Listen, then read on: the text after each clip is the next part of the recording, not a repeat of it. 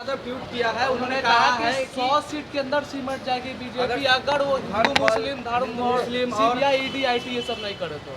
कौन सी नई बात है? यही सब तो 2014 से लोग बोलते आए हैं। क्या मिल गया?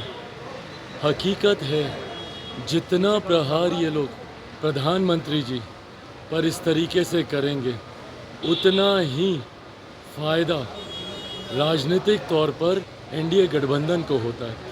जितने बार इन्होंने अपमानित शब्दों का इस्तेमाल प्रधानमंत्री जी के लिए किया, जितनी बार उनको गलत ठहराने का प्रयास किया, उतना ही देश की जनता ने उनका समर्थन किया। क्योंकि हकीकत है देश की जनता भ्रष्टाचार को कभी बर्दाश्त नहीं कर सकती। और ये पूरा गठबंधन, जब ये लोग दिल्ली में भी गए थे रैली करने केजरीवाल जी के जेल जाने के बाद, उस मंच पे कौन लोग थे भैया? ये वही लोग थे जिनकी पर्ची केजरीवाल जी लेके घूमते थे। आज इंडिया अलायंस में कौन लोग हैं? वही लोग हैं जिनकी पर्चियों के नाम लिखकर केजरीवाल जी बोलते थे कि ये लोग भ्रष्ट लोग हैं। तो आज वही भ्रष्ट लोग एक साथ एकजुट होकर इंडिया अलायंस उसको अपना नाम देकर ये लोग एक गठबंधन का हिस्सा बने हैं। ऐसे में देश की जनता ने पहले भी कई बार इनको नकारा है, आगे भी नकारा। रोहिणी आचार्य ने ट्वीट किया, रोहिणी आचार्य ने कहा है कि पहले भाई बहन से समझ ले उसको और हमारे पिताजी के पास। चलिए ठीक है, कोई बात नहीं, ये भी देख लेंगे। दिन कितने दूर हैं? 4 जून को तो परिणाम है ही। मोदी जी की गारंटी है, उस पर आपकी पहली प्रतिक्रिया? जनता की गारंटी पूछ रही है कि क्या हुआ मेरे 2 करोड़ का रोजगार का, कब आएगा मेरे खाते में 15-15 लाख रुपया। ये सारण की जनता पूछ रही है। सारण की जनता के साथ साथ पूरे बिहार की जनता और पूरे देश की जनता पूछ रही है कब मिलेगा बिहार का विशेष पैकेज। हाँ, तो जो पिछला बार जो आ करके मेरे सारण में आकर के बोले थे कि चीनी का हम चाय यहीं से पियेंगे, कब खुलेगा ये फैक्ट्री? हाँ, चीनी मिल कब खुलेगा? अभी तक तो कोई अता पता नहीं है। खाली हवाई जुमलाबाजी, बस खाली यही झांसा दे रहे हैं लोग। 10 साल से झांसा का दुकान खोल करके रखे हुए, फिर से वो पिटारा आज लाके खोल दिए हैं। तो पहले पुराना हिसाब कीजिए, उसके बाद से आगे का सवाल पूछिए। आपका मतलब राजीव प्रताप रूडी जैसे कद्दावर या फिर मंझे हुए नेता से आपकी लड़ाई है? आप नई नवेली हैं। मेरी लड़ाई किसी से कुछ नहीं है, बस मुझे खाली आशीर्वाद चाहिए। वो मेरे बुजुर्ग हैं, उनसे आशीर्वाद चाहिए। और उन लोग को जो गाली देना गाली देते रहे, उनका काम ही है बहन बेटियों को गाली देना, बहन बेटियों को बदनाम करने का। वो डेली ढूंढ रहे, माइक्रोस्कोप लगाए हुए हैं, लगाने दीजिए। इस बार जनता उनका चश्मा उतार के फेंकेगी। वो कह रही है कि आपसे नहीं, हमको लालू से लड़ाई, आप तो बेटी हैं। हाँ, वही तो कह रहे हैं कि उनकी लड़ाई लालू यादव से है। और लालू यादव और पूरा आरजेडी के वर्कर सब जनता की लड़ाई है बेरोजगारी से। बेरोजगारी हमारी मेन दुश्मन है, देश की मेन दुश्मन है बेरोजगारी। वो लड़ाई होना चाहिए, ना कि लालू यादव। लालू यादव से लड़ाई के कारण ईडी सीबीआई इनकम टैक्स सबको लगाए हुए हैं, पीछे छोड़े हुए हैं। वो अपना लगाने दीजिए, करने दीजिए। हमारा काम है सबको रोजगार मुहैया कराना, सबको शिक्षित कराना, सबको हॉस्पिटल बढ़िया मुहैया कराना, सड़क बनवाना, पक्की सड़क, साफ पानी, साफ मतलब सब सुरक्षित करना। ये हमारी लड़ाई है। भारती के बयान से आप सहमत हैं? उनके बयान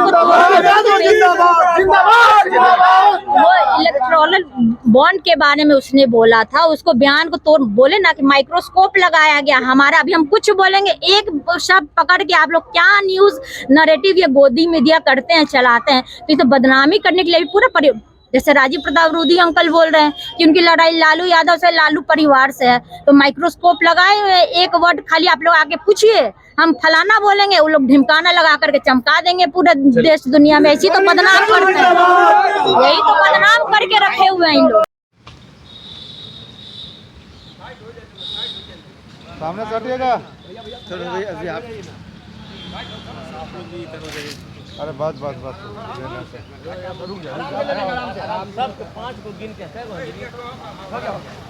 दीदी एक मिनट में जीत। ये इंडिया एनडीए के लोग ये जानना चाहते हैं कि लालू जी क्यों नहीं प्रचार कर रहे हैं। उनको मौका चाहिए बोलने के लिए। जब लालू जी के नाम से ही इतना वो लोग थर थर कांप रहे हैं, जब लालू जी एक दिन निकलेंगे ना, सबका एकदम मिट्टी गुल हो जाएगा। हाँ, उन लोग बस खाली मौका चाहिए, फिर से शुरू हो जाएगा कि देखिए प्रचार में। अभी पापा का तबीयत खराब है, अभी बेटा बेटी से पहले लड़े ना, पूरे बिहार की जनता से लड़े ना, फिर फरियाइएगा मेरे पापा से। आप लगातार घूम रही हैं, जनता का मूड क्या कह रहा है?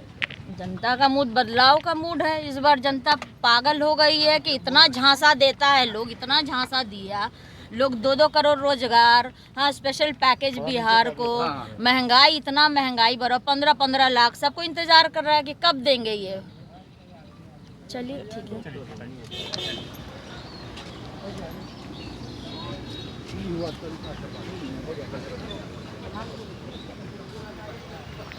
करके आज अयोध्या धाम में आप सबने प्रभु श्री राम लला को विराजमान होते हुए देखा है।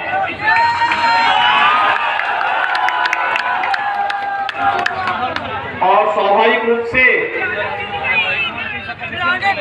प्रभु राम को विराजमान अयोध्या धाम में किया गया, लेकिन उत्साह और उमंग बिहार के अंदर था।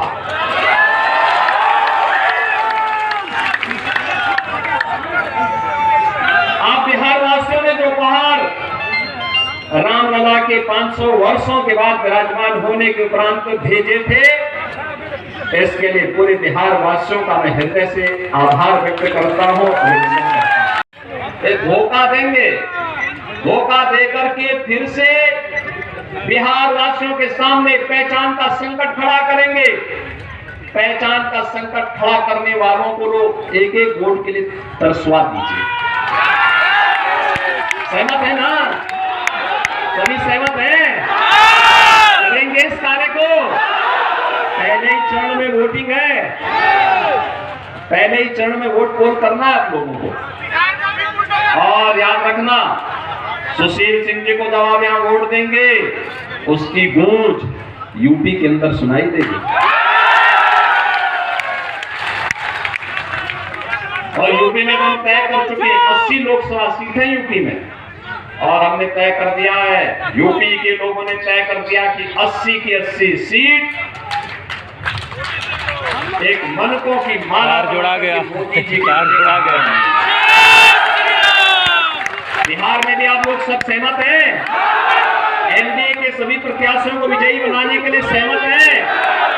यहाँ से सुशील सिंह जी भारी बहुमत से कमल चुनाव चिन्ह पर विजयी बनकर के जाएंगे, जातिवादी ताकतों को नकारेंगे। सभी लोग सहमत हैं? तो बहनों और भाइयों, फिर मेरे साथ बोलेंगे, भारत माता की, भारत माता की, भारत माता की। यूपी और बिहार का संबंध तो चोली दामन का संबंध है, कभी अलग न होने वाला संबंध। हमारे यहाँ जब बोलते भी हैं संबोधन में, तो हम बोलते हैं जय सीताराम। पहले माता सीता का नाम लेते हैं, तब राम का नाम लेते हैं। यही हमारा संबोधन है। तो ये संबंध तो दोनों राज्यों के संबंधों को जोड़ करके मोदी जी के एक भारत श्रेष्ठ भारत के अभियान को आगे बढ़ाता है। और एक भारत श्रेष्ठ भारत के लिए मोदी जी का तीसरी बार प्रधानमंत्री बनना आवश्यक है। और मोदी जी का तीसरी बार प्रधानमंत्री बनाने के लिए औरंगाबाद से श्री सुशील कुमार सिंह जी को फिर से सांसद बनना है। हम दोनों लोग 1998 से लेकर के लगातार देश की संसद में 7 सांसद रहे। और उन्होंने बताया ना, वाराणसी का बाईपास हो या फिर विंध्यवासिनी धाम की कनेक्टिविटी को ठीक करना हो। उन्होंने ये भी कहा था कि विंध्यवासिनी धाम में हमारे यहाँ के लोग आते हैं, वहां पे काफी संकरी गलियां हैं। हमने कहा चिंता मत करिए, अगली बार जब आएंगे तो मां विंध्यवासिनी का धाम एक नए रूप में।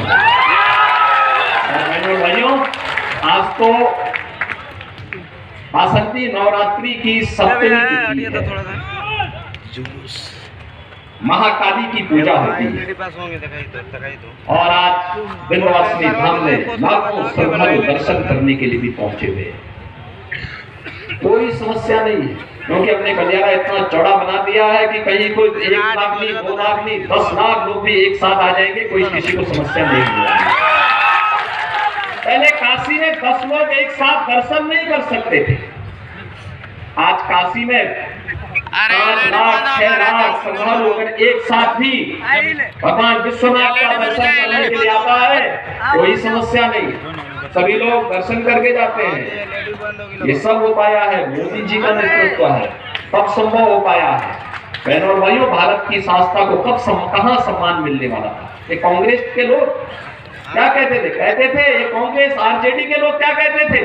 कहते थे राम तो है ही नहीं, ये राम के अस्तित्व पर संकट खड़ा कर, यानी ये लोग प्रश्न खड़ा करते थे। और जब अयोध्या में रामलला विराजमान हो गए, अब ये लोग कहते हैं राम तो सबके है, कहते हैं ना। इसलिए बहनों भाइयों, इन पे विश्वास मत करना। गरीबों के हकों पर डकैती डालने की समस्या भी इन्होंने ही दी, अराजकता और दंगे भी इन्होंने ही दिए, अव्यवस्था भी इन्होंने दी, हर प्रकार की समस्या इन्होंने दी, और समाधान मोदी जी ने दिया है। प्रधानमंत्री मोदी जी ने समस्या का समाधान दिया है। तो जब समाधान मोदी जी दे रहे हैं, तो समस्या को पालने की आवश्यकता नहीं जो आपके विकास में बाधक है। और इसके लिए हम लोग आए हैं। बहनों और भाइयों, आरजेडी से कोई भी मत करिए। चुनाव तो अब नेशन फर्स्ट बनाम फैमिली फर्स्ट का आ गया है। और हम लोग तो सोच रहे थे कि अच्छा हुआ हम लोग फिर से एनडीए को बिहार के अंदर और सशक्त बनाने में हमें सफलता प्राप्त हो गई। अन्यथा बिहार के अंदर तो लालू जी के परिवार को ही सीट कम पड़ रही थी, आपने देखा होगा। वो परिवार तक सीमित रह गए, परिवार के बाहर सोचे ही नहीं। विकास में होना तो परिवार का सीट भी मिलनी है, तो परिवार को ही मिलनी है। योजनाओं का लाभ भी लेना है तो परिवार को ही मिलना है। एक परिवार यहाँ भी है, एक परिवार यूपी में भी है। यूपी की जनता को पहले ही उनको जवाब दे चुकी है, और बिहार के लोगों को भी उस जवाब देने के लिए तैयार होना है। और इसी के लिए मैं आया हूँ, इसीलिए आज हम सब आए हैं आपके पास। बहनों और भाइयों, बोलचाल की भाषा में राम राम कहते हैं,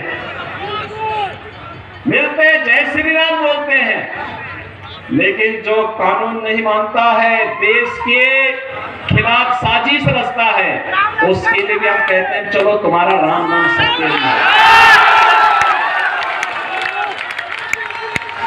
और आज आप देख रहे होंगे, इसलिए उत्तर प्रदेश 25 करोड़ की आबादी का राज्य, 7 वर्ष में कोई दंगा नहीं हुआ, कोई कर्फ्यू नहीं लगा, कोई कर्फ्यू नहीं, कोई दंगा नहीं, कहीं कोई समस्या नहीं।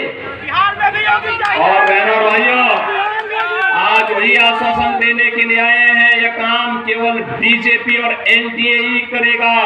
और इसी के लिए मोदी जी तीसरा कार्यकाल मांगने के लिए आपके पास इस लोकसभा चुनाव में आए हैं, क्योंकि मोदी जी के तीसरे कार्यकाल का मतलब विकसित भारत की संकल्पना को आगे बढ़ाना। अब तक तो हम लोगों ने कांग्रेस, आरजेडी और इन दलों के दलदल में जो देश फंस करके बड़े बड़े गड्ढे इन्होंने बनाए थे ना, इसको पाटने में और इनके कचड़े को साफ करने में समय लगाया।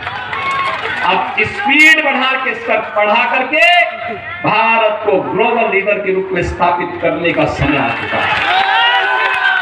और भाइयों, ग्लोबल लीडर के रूप में भारत बनने का मतलब एक आत्मनिर्भर भारत, युवा आत्मनिर्भर होगा, महिलाएं स्वावलंबी होंगी, व्यापारी सुरक्षित होगा, उसका व्यापार फल फूल रहा होगा, दुनिया के अंदर उसकी अपनी धमक होगी। और भारत दुनिया का पिछलग्गू नहीं, दुनिया की सबसे अग्रणी अर्थव्यवस्था के रूप में दुनिया को नेतृत्व दे रहा होगा। ऐसे भारत के लिए मोदी जी को तीसरा कार्यकाल आवश्यक, और इसीलिए हम लोग आए हैं आपके पास कि बहनों और भाइयों, जब सारी समस्या का समाधान तो मोदी जी के नेतृत्व में भारतीय जनता पार्टी और एनडीए ने किया है। देश को समस्या देने वाले कांग्रेस और आरजेडी के ही लोग हैं। दिया ना इन्होंने समस्या, जो कहती है वो करके दिखाती है जी। और यही मोदी की गारंटी है। देश को सुरक्षा देना हो या सुशासन का मॉडल देना हो, नौजवानों की आजीविका का मुद्दा हो या गरीब के उत्थान का, किसान की खुशहाली का मामला हो या फिर नौजवान की आजीविका का और आस्था का सम्मान कैसे होना चाहिए, कि भारतीय जनता पार्टी से बढ़कर के और कोई नहीं कर सकता। आप मुझे बताइए, क्या कांग्रेस के लोग अयोध्या में राम मंदिर का निर्माण करते? क्या लोग कर पाते? क्या गरीबों को लोग राशन दे पाते? क्या सारा तो यही खा जाते थे। आरजेडी के समय में बिहार के सामने पहचान का संकट खड़ा हो गया था ना, और वही गुंडाराज फिर से इन्होंने लागू करने का प्रयास किया। देखो, गुंडों का सबसे अच्छा इलाज यूपी में हो रहा है, देख रहे हैं ना। वहां अगर बेटी और व्यापारी के साथ कोई छेड़छाड़ करता है, कोई परेशान करता है, उल्टा लटका दिया जाता है उसको अलग से। और उसमें भी वे लोग गले में तख्ती लटका के चलते के साथ एक बार जान बकस दो बस, आगे से कोई गलती नहीं होगी। और माफियाओं की स्थिति क्या है? हमने एक तरफ श्रद्धालुओं के लिए अयोध्या में भगवान राम का भव्य मंदिर बनवाया, और बहनों और भाइयों, दूसरी तरफ बड़े बड़े माफिया और अपराधियों को राम नाम सत्य की यात्रा में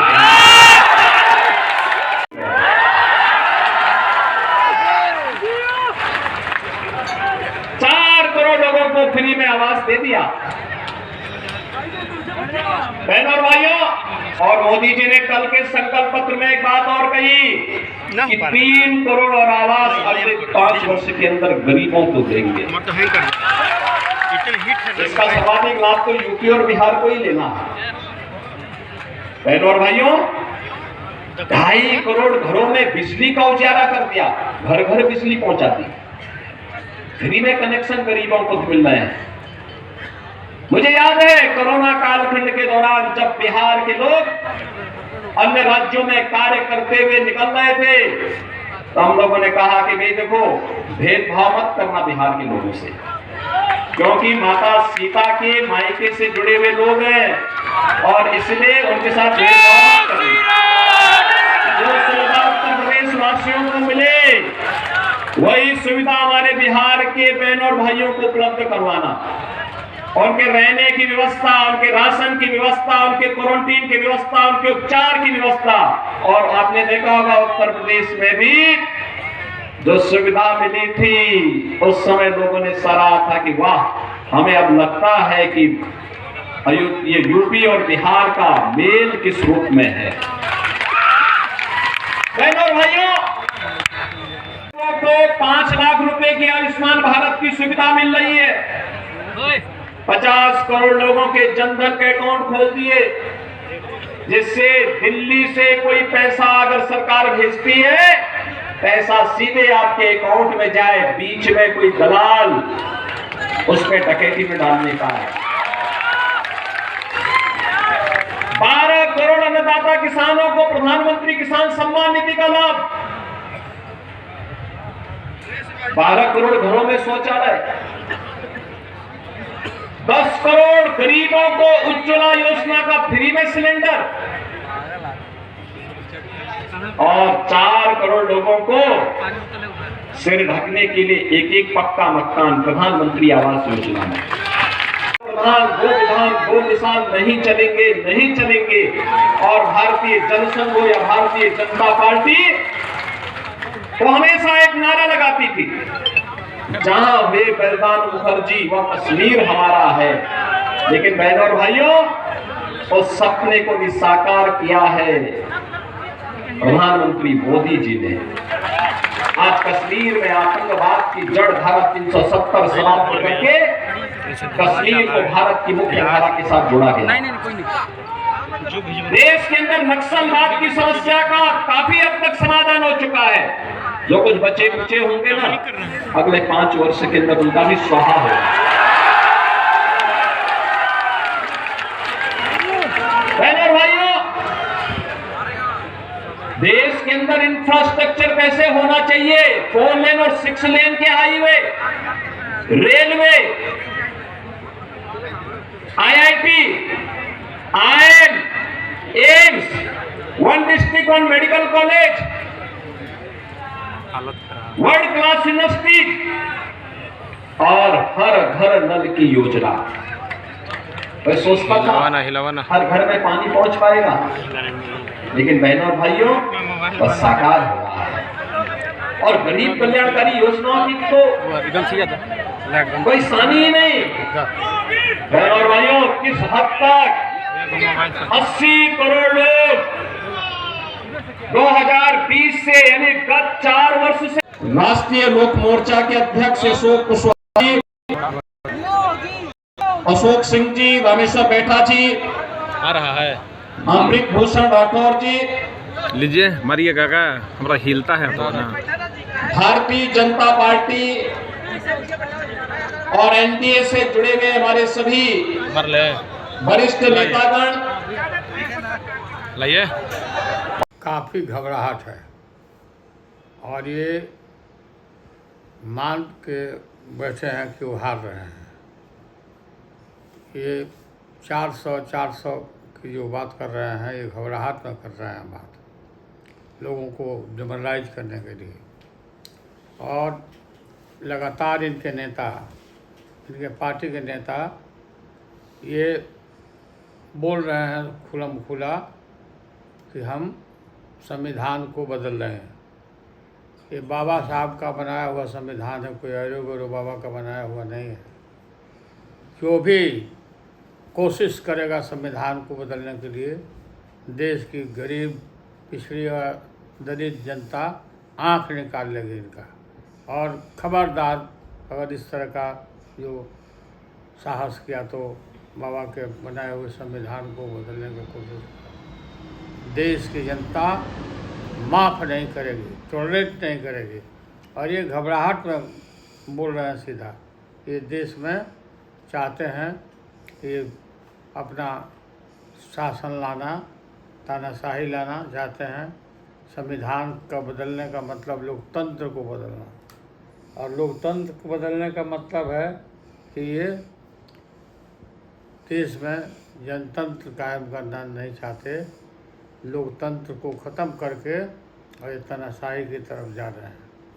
तो आप लोग को उम्मीद है कि मतलब 2029 में इतना बहुमत आएगा कि वो संविधान बदल देंगे? कोई उम्मीद नहीं, लेकिन ये बोल रहे हैं लगातार ये बोल रहे हैं कि संविधान बदल देंगे, हमको बहुमत आ रहा है, बहुमत दीजिए, बहुमत मांग रहे हैं लोगों को। लोग इसको पूर्व के समय में भी याद होगा इनको, बीजेपी को, नरेंद्र मोदी को, कि मोहन भागवत ने आरक्षण को समीक्षा करने की बात की थी, और देश की जनता ने, दलितों ने इस बात को पूरा उनके इरादे को नस्ताबूद किया। वही हाल इनका होने वाला है। खत्म कर रहा है। आरक्षण तो बिल्कुल है, और बिहार में तो मुख्यमंत्री नीतीश कुमार ने जातीय जनगणना करा करके आरक्षण का दायरा भी बढ़ाया। ये चुनाव के समय में इस तरह का बात करके संविधान और आरक्षण जैसे है वैसे ही रहेगा, कोई टच नहीं कर सकता है इसको। और उनको पता है कि आगे रिजल्ट क्या आने वाला है 2024 में। तो अब वो हताशा वाला बयान है ये कि कुछ भी माहौल ख़राब करने की कोशिश कर, इसलिए मुझे नहीं लगता इस समय कोई दम है। देश को बर्बाद करने की कोशिश की जा रही है, तेजस्वी यादव कह रहे हैं। और क्या बोलेंगे वो? बिहार को तो बर्बाद कर दिए, बिहार को तो बर्बाद कर दिया ना भाई। 15 साल उनका पार्टी, और फिर मौका मिला तो वही कर रहे थे। कहते हैं आप लोग युवाओं की बात नहीं करते हैं, सिर्फ पूरा युवा की बात करते हैं। 2034 में ओलंपिक होगा देश में, ये साधारण बात लग रहा है। जॉब के लिए इतना काम हो रहा है। देश की अर्थव्यवस्था अगर तीसरी सबसे बड़ी अर्थव्यवस्था बनेगी उसी में इतना बड़ा जॉब क्रिएशन होगा। आज 5वीं सबसे बड़ी अर्थव्यवस्था मोदी जी की सरकार में है। वो ट्वीट भी किए हैं, वो कहे हैं कि हिंदू मुस्लिम आप ईडी सीबीआई अगर नहीं करेंगे तो भाजपा 100 के अंदर सिमट जाएगी। कौन किया था ये बताइए। भागलपुर दंगा बिहार का सबसे बड़ा दंगा था, कांग्रेस के टाइम में हुआ। 15 साल इनकी सरकार रही, 1989 में हुआ, 90 से इनकी सरकार रही, और 90 के बाद उस 15 साल में भागलपुर दंगा के जो पीड़ित थे उनके लिए क्या काम किया, ये मैं सवाल पूछता हूँ। वो जो सबसे बड़ा उसमें जो उस दंगा का सबसे बड़ा जो आदमी था जो इसमें इन्वॉल्व था, उसको कौन महिमा मंडित किया था? वो तो नीतीश कुमार 2006 में कमीशन बनाए और सज़ा दिलवाए और उन लोगों को पेंशन मिलना शुरू हुआ।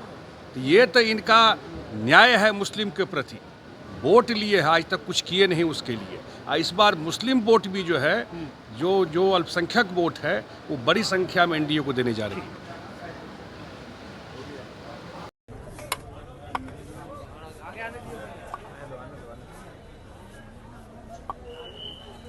तेजस्वी जी आज योगी आए थे, उन्होंने कहा कि जब आरजेडी और उनके सहयोगियों की जब सरकार आती है तो तमंचे पर चलती है। इसमें सरकार चलती है। 17 महीने में आपने कौन सा देख लिया? 17 महीने में जब सरकार थी तो क्या आपको परिवर्तन लगा? कुछ लगा? कहने आए हैं कुछ ना कुछ, बकने आए तो बक रहे। अब हम तो इन पे कुछ कहेंगे नहीं, लेकिन जो यूपी में हालात है आज के दिनों में, जो लॉ एंड ऑर्डर की स्थिति है, वो तो किसी से छुपी नहीं है। ये तो ऐसे पहले मुख्यमंत्री बने योगी जी कि मुख्यमंत्री बनने के बाद सबसे पहला काम यही किया कि अपना सारा केस मुकदमा ख़त्म करवा लिया। कितने बढ़िया मुख्यमंत्री हैं, वो सब लोग जानते हैं। काम से इन लोगों को मतलब नहीं है ना, इधर उधर का बात कर रहा है। बताओ ना, तुम्हारा यूपी का लोग हम नौकरी दिए, यूपी के लोगों को हमने नौकरी दिया, लोग यहाँ आकर के नौकरी कर रहे हैं। आप क्या कर रहे हैं भाई? किस बात के मुख्यमंत्री बने? ज़रा उनसे पूछिएगा कि कौन दिया नौकरी यूपी के लोगों को। उत्तर प्रदेश की सरकार तो पेपर लीक में मशहूर हो चुकी है, खाली पेपर ही लीक हो रहा है उत्तर प्रदेश में। तब क्या काम है वो? राजीव प्रताप रूडी हैं, वो रोहिणी आचार्य जी को लालू जी का मुखौटा बताया। लालू जी का मुखौटा रोहिणी जी को बताया गया है। कौन क्या वो? अब देखिए, ये सब क्या मुखौटा बताना नहीं बताना, लालू जी की आपको है ना भाई। आपको एक बात स्पष्ट कर लेना चाहिए, माता पिता का उन्होंने सेवा किया है। अपने किडनी को मेरी बहन ने अपने पिता को दिया है, एक जीवन दान मेरे पिता को दिया है। जिस हिसाब से मेरे माता पिता को रोहिणी आचार्य ने संभाला है, जीवन दान दिया है, इनके छपरा रहते रहते छपरा जो है बर्बाद हो रहा है, तो रोहिणी आचार्य अपनी माँ बाप का जैसा सेवा किया था, वैसे ही छपरा की महान जनता का भी माँ बाप के हिसाब से देखते हुए ही सेवा करेगी। और छपरा में नया सारण जो है उनके आने के बाद नया उद्धारण बनेगा। प्रधानमंत्री कल आ रहे हैं, प्रधानमंत्री कल आ रहे हैं। तो आएगा तो दिखाइएगा।